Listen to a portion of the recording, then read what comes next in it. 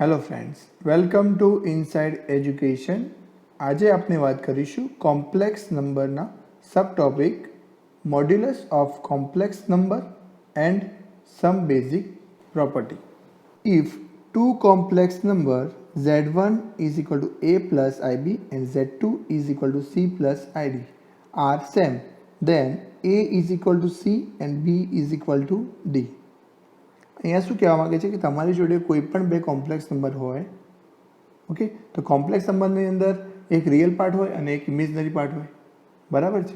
તો આ કેસમાં એવું કહેવા માગે છે કે જો બે કોમ્પ્લેક્સ નંબર છે અને બંને સેમ છે એટલે કે ઇક્વલ છે, તો તમારે શું યાદ રાખવાનું છે કે બંને કોમ્પ્લેક્સ નંબરના જે રિયલ પાર્ટ છે એ બંને ઇક્વલ હશે અને ઇમેજનરી પાર્ટ જે છે એ ઇક્વલ હશે. એવી જ રીતે અહીંયા a is equal to c આવશે અને b is equal to d આવશે. ઓકે,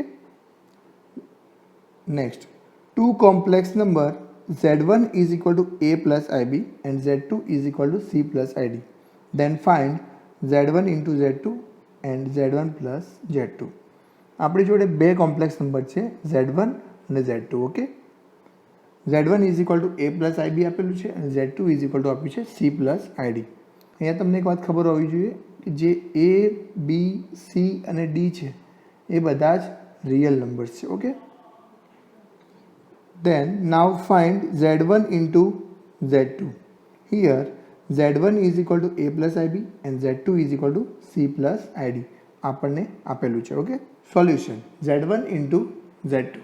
અહીંયા ડોટ પ્રોડક્ટનો યુઝ થશે, ક્રોસ પ્રોડક્ટનો યુઝ કરવાનો નથી.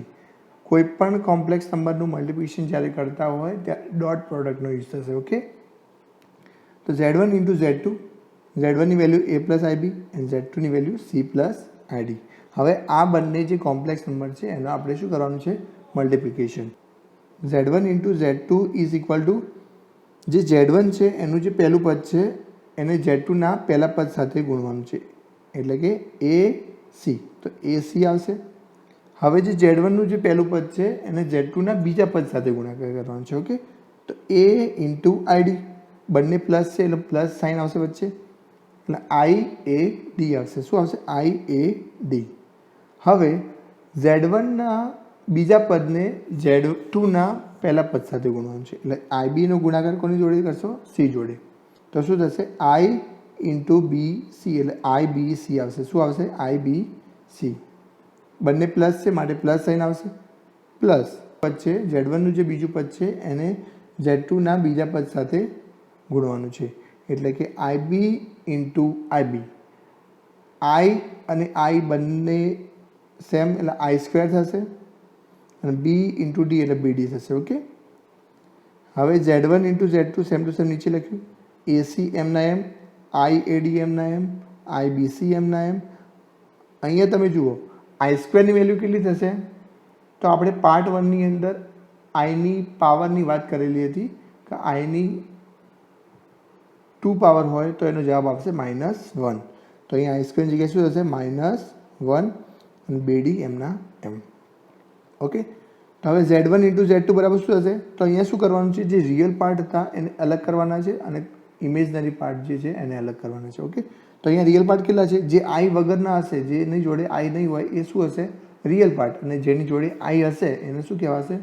Imaginary part. તો અહીંયા તમે જુઓ છો AC અને BD એ બંને શું છે? Real part. તો એને આપણે જોડે લખી દઈએ AC માઇનસ BD પ્લસ. હવે આ બે પદ વધ્યા એ બંને આઈવાળા છે તો આઈને આપણે શું કરીશું? કોમન. અહીંયા શું વધશે? AD plus BC. ઓકે, બીજી એક વાત યાદ રાખો, કોઈ પણ બે કોમ્પ્લેક્સ નંબરનું જ્યારે તમે મલ્ટિપ્લિકેશન કરશો તો તમને કોમ્પ્લેક્સ નંબર જ મળશે. ઓકે, તો z1 into z2 is equal two આ છે AC માઇનસ જે BD છે એ શું છે? તમારો રિયલ પાર્ટ પ્લસ I અને AD પ્લસ BC શું છે? તમારો ઇમેજનરી પાર્ટ. ઓકે, નાઉ ફાઇન્ડ z1 પ્લસ z2. હવે બે કોમ્પ્લેક્સ નંબરનું આપણે શું કરવાનું છે? એડિશન કરવાનું છે. ઓકે, આપણને શું આપ્યું છે? z1 is equal to a plus ib and z2 is equal to c plus id. Okay, તો સોલ્યુશનમાં જોઈએ z1 પ્લસ z2. z1ની વેલ્યુ કેટલી છે?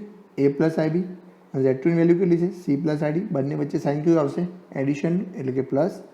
હવે તમારે શું કરવાનું છે? z1 plus z2 is equal two જે બંને કોમ્પ્લેક્સ નંબર છે ઓકે વચ્ચે પ્લસ છે એટલે કે એડિશન છે તો તમારે ડાયરેક્ટ શું કરવાનું છે જે રિયલ પાર્ટ છે એનો જ એડિશન કરવાનું છે અને બીજું ઇમેજનરી પાર્ટનું એડિશન કરવાનું છે. અહીંયા જુઓ તમે રિયલ પાર્ટ કયા છે એ અને સી તો એ પ્લસ સી અને ઇમેજનરી પાર્ટ કયા છે આઈ બી આઈ ડી તો એમાં આઈ કોમન નીકળશે તો અહીંયા શું વધશે બી પ્લસ ડી ઓકે.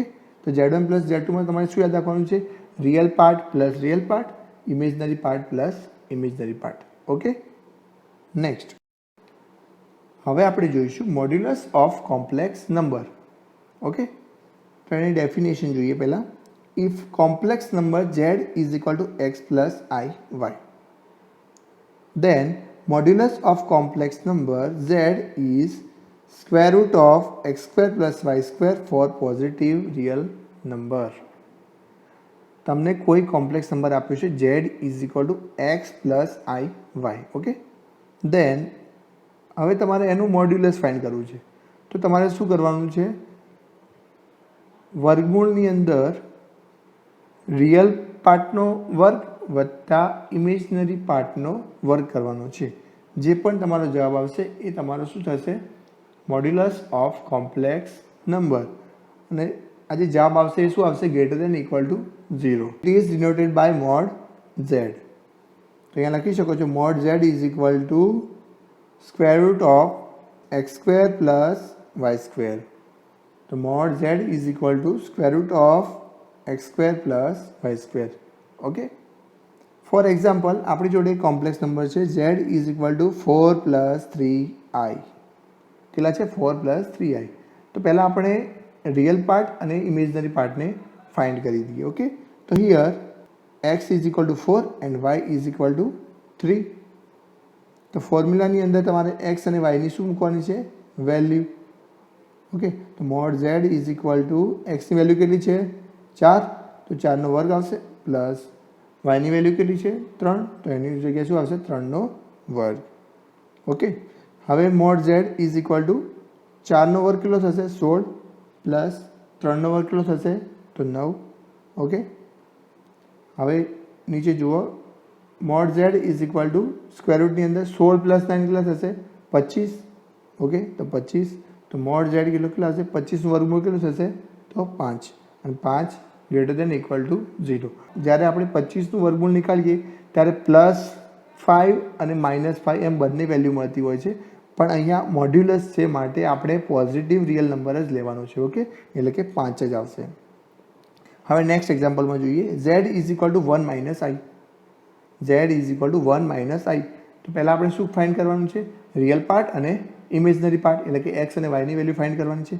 તો here x is equal two કેટલા આવશે અહીંયા 1 અને y ઇઝ ઇક્વલ ટુ કેટલા આવશે -1 કેમ કે આ કોમ્પ્લેક્સ નંબર કઈ રીતે ડિફાઇન થાય Z is equal to x plus I Y okay. x plus I y તો અહીંયા માઇનસ આઈ છે એટલે yની વેલ્યુ કેટલી હશે -1 ઓકે. તો અહીંયા ડાયરેક્ટ તમારે શું કરવાનું છે આ x અને yની વેલ્યુ અહીંયા પુટ કરવાની છે. તો mod Z is equal to xની વેલ્યુ કેટલી છે 1 તો 1નો સ્ક્વેર અને yની વેલ્યુ કેટલી છે -1 તો અહીંયા શું આવશે -1નો સ્ક્વેર. તો શું થશે mod Z is equal to square root of 1 plus 1 તો શું થશે mod Z is equal to √2 greater than equal to 0. √2ની વેલ્યુ કેટલી થશે 1.41 સમથિંગ ઓકે. તો √2 greater than equal to 0 because modulus value are greater than equal to 0 યાદ રાખવાનું છે ઓકે. હવે આપણે જોઈશું બેઝિક પ્રોપર્ટીઝ એની two complex number Z1 and Z2. કોઈ પણ બે કોમ્પ્લેક્સ નંબર Z1 અને Z2 માટે આ પ્રોપર્ટીઝ આપી છે જે આપણને યાદ રાખવાની છે અને જો તમને કોઈ ડિફિકલ્ટી હોય તો તમે કમેન્ટ બોક્સની અંદર કહી શકો છો ઓકે. તો ફર્સ્ટ પ્રોપર્ટી છે Z1 modulus of Z1 into Z2. મોડ્યુલસની અંદર Z1 ઇન્ટુ Z2 છે એ કોના ઇક્વલ થશે તો modulus of Z1 and modulus of Z2ના મલ્ટિપ્લિકેશનના ઇક્વલ થશે ઓકે. સેકન્ડમાં જોઈએ modulus of Z1 upon Z2 is equal to modulus of Z1 upon modulus of Z2. થર્ડમાં જોઈએ conjugate of Z1 into Z2 is equal to conjugate of Z1 into conjugate of Z2. કોઈ પણ બે complex નંબરનું multiplication કરો અને એનું conjugate લો, કે બંને કોમ્પ્લેક્સ નંબરના કોન્જ્યુગેટ લઈ એનું મલ્ટિપ્લિકેશન કરો, બંને સેમ જ આવશે વેલ્યુ. ઓકે, તો આ પ્રોપર્ટીમાં એ કહેવા માગે છે. હવે શું ફોર્થ વનમાં શું છે? Conjugate of Z1 plus Z2 is equal two conjugate of Z1 plus conjugate of Z2. અહીંયા તમે જે ઉપર જે બાર છે એ તમે બંનેને સેપરેટ કરી શકો છો. ઓકે, બંને વેલ્યુ સેમ જ થશે. એવી જ રીતે conjugate of Z1 minus Z2 આપેલું હોય તો એમાં પણ તમે બાર જે છે એ સેપરેટ કરી શકો છો, એટલે કે Z1 બાર માઇનસ Z2 બાર. ઓકે, લાસ્ટ પ્રોપર્ટીમાં જોઈશું conjugate of Z1 upon Z2. Okay, તો એને કઈ રીતે લખી શકું?